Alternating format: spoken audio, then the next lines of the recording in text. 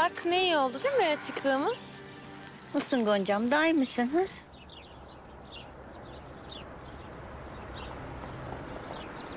Gonca. Bunun ne işi var burada? Gonca. Ay tesadüfe bak. Ben de size geliyordum. Ama ne demişler? İyi olacak hastanın, doktor ayağına gelir. Haberi almış bu yılan. Yoksa niye buraya gelsin? Ay şunun havalara bak, sanırsın ejderhası var. Siz karışmayın. Gonca. Karışmayın. Gel gel. Ne istiyorsun benden? Hı? Ne istiyorsun diyorum. Sana soruyorum, ne istiyorsun? Bırakın derim. Bırakın çocuklar, bırakın. Bilmiyorsunuz siz, bilmiyorsunuz. Katil bunlar, katil. Katil bunlar. Mehmet'imi öldürdüler. Kıydılar Mehmet'ime, kıydılar. Katil bunlar. Rabbim! Allah'ım sen yukarıdasın, görüyorsun her şeyi ya Rabbim. Yukarıda Rabbim var. Bunların kollarında kelepçe görmeden alma benim canım Allah. Atın şu soytarıyı dışarı, atın hadi. Atın şunu, atın hadi. Hadi nazik davranmayın öyle. Yürü. Teyzem git buradan git. Adnan Fuat gelsin. Göreceksiniz. Neler edecek size göreceksiniz. Bulgaristan'dan bir gelsin göreceksiniz. Neler edecek size. Hadi, hadi, hadi, hadi. Kıydınız Mehmet'imi. Mehmet'imin kanı yerde kalmayacak.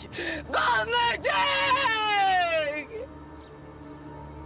Yoksa o takma kirpiklerini kırpıştırmaya mı geldin buraya? Hı? Takma.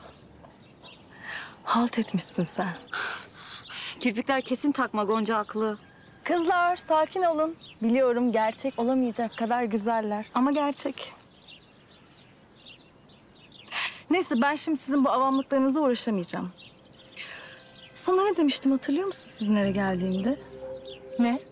Dur o güzel aklını hiç yorma. Eminim aklın çok doludur şu an. Ben sana söyleyeyim. Sen bir hevessin Gonca. Bir gün uçup gideceksin. Bak uçtun gittin. Gördün mü? Hı hı. Yazık.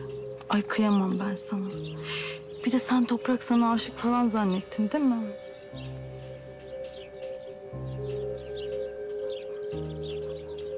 Neyse. Şimdi ne yapalım biliyor musun? Sen git kooperatifini kur, köylü kadınlara yardımını et. Biz de Toprak'la baş başa düğünümüzü planlayalım. Tamam? Baş baş.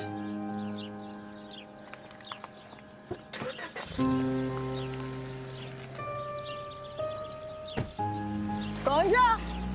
Yakala! Ay taş yok mu taş? Ha?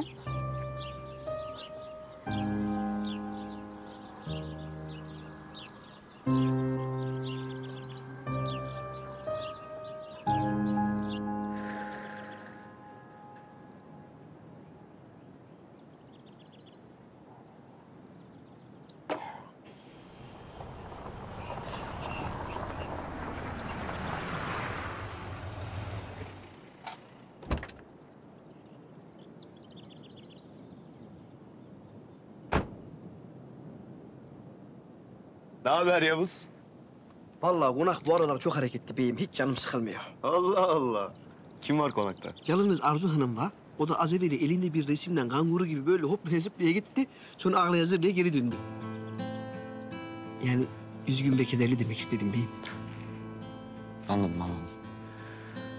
Yine performansının doruklarındasın. Yavuz odasında mı? Zannımcı odasında beyim. Tamam, hadi görüşürüz. Yine pot kırdık ya. Yine pot kırdık ya. Benim şimdi Gonca'nın yanında olmam lazım. Çünkü Gonca'nın bana ihtiyacı var.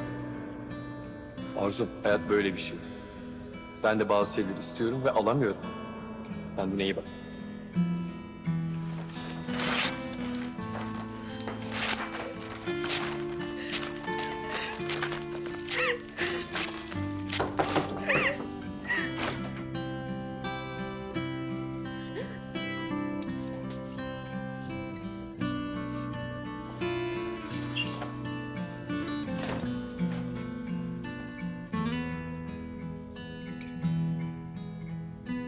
Canım. Niye ağlıyorsun? Yo, ağlamıyorum abi. Bir şey yok. Yavuz anlattı. Ağlayarak gelmişsin eve. Yo, ağlamadım. Hiç üzülmedim de. Yok bir şey abi. Ne oluyor Arzu? Bu ne?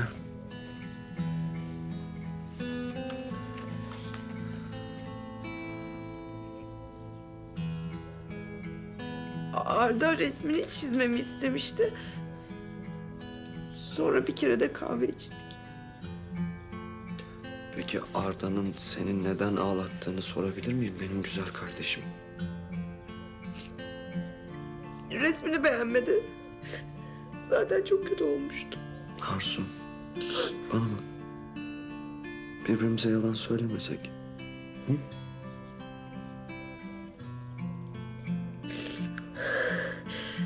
Artık görüşmek istemiyormuş benimle abi. Gonca'nın ona ihtiyacı varmış.